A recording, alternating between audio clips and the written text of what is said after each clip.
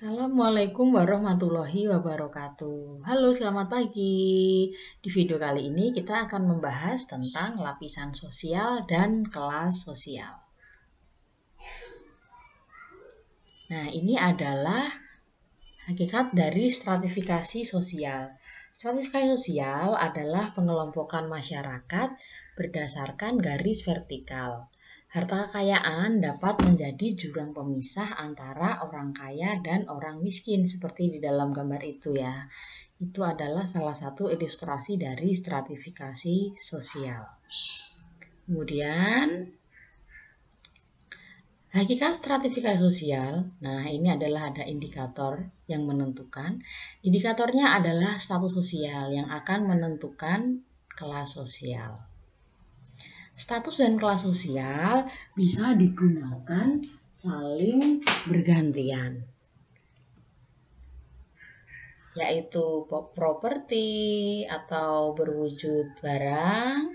Kemudian yang kedua adalah tentang properti ya. Kemudian yang kedua adalah power atau kekuasaan dan yang ketiga prestis. Begitu ya. Kemudian ini adalah dasar dari stratifikasi. Yang pertama teknologi, yang kedua ekonomi, dan yang ketiga adalah politik. Teknologi, masyarakat cerdas teknologi digital akan dapat menjadi pemilik kekayaan. Kemudian ekonomi, perspektif ekonomi itu menganalisis upper class atau golongan atas, middle class, golongan menengah, dan juga lower class, yaitu golongan bawah. Kemudian yang dasar yang ketiga adalah politik. Perbedaan politik menjadi praktek dalam demokrasi dan membentuk stratifikasi kekuasaan. Ini adalah dasar stratifikasi pertama, yaitu teknologi. Nah, di sini adalah ilustrasi. Dimulai dengan pembedaan uang kertas dan kartu kredit dalam proses transaksi ekonomi yang membentuk stratifikasi. Ya, misalnya orang miskin membayar dengan kertas, orang kaya membayar dengan kartu kredit. Tapi sekarang kita masuk ke masa cashless ya, yaitu tren transaksi jual beli digital masa kini. Siapa yang bisa menjangkau kira-kira? Nah, ada e-money, ada uang digital dan sebagainya. Ini adalah teknologi. Kemudian dasar stratifikasi yang kedua adalah ekonomi.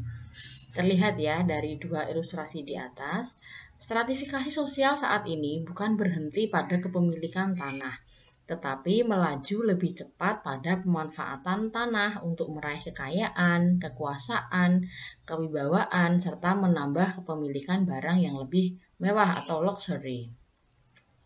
Kemudian dasar stratifikasi yang ketiga adalah politik. Kekuasaan menjadi dasar peringkat dan jabatan dari bawah ke atas bagaikan piramida. Seperti dalam piramida ini, presiden wakil presiden itu menduduki paling atas secara politik.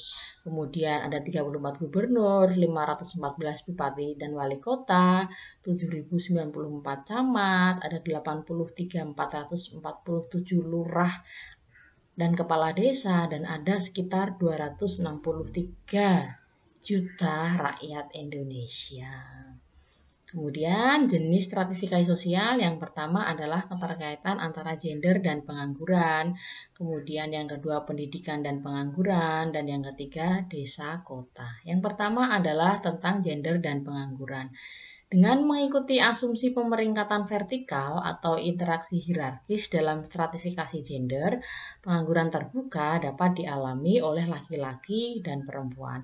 Bisa terlihat dari data BPS tahun 2018 ini, yaitu tingkat pengangguran terbuka berdasarkan jenis kelamin.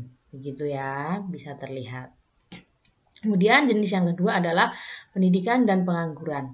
Kajian stratifikasi sosial ini berusaha menghubungkan antara faktor pendidikan dan pengangguran terbuka. Di sini adalah ada grafik pengangguran terbuka menurut pendidikan. Kemudian yang ketiga adalah terkait desa kota. Stratifikasi sosial desa kota bersifat teritorial dan geografik. Urbanisasi, jaringan transportasi, transaksi pasar menjadi bagian stratifikasi desa kota. Ini adalah data BPS terkait kemiskinan desa kota tahun 2006 sampai 2016. Kemudian rangkumannya, stratifikasi merupakan pengelompokan yang menggunakan pendekatan vertikal dengan indikator hakikat status dan juga kelas sosial.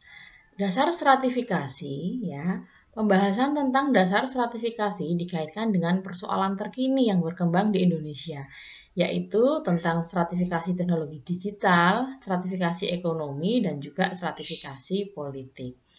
Jenis stratifikasi ada gender dan pendidikan, kemudian perkembangan desa kota. Jenis-jenis stratifikasi sosial tersebut sangat berpengaruh besar dalam kehidupan masyarakat. Maka dengan memahami stratifikasi, kita dapat mengambil hikmah berharga bagi generasi muda masa kini untuk membangun kehidupan ke masa depan. Begitu kira-kira materi hari ini. Terima kasih dan sukses selalu. Assalamualaikum warahmatullahi wabarakatuh.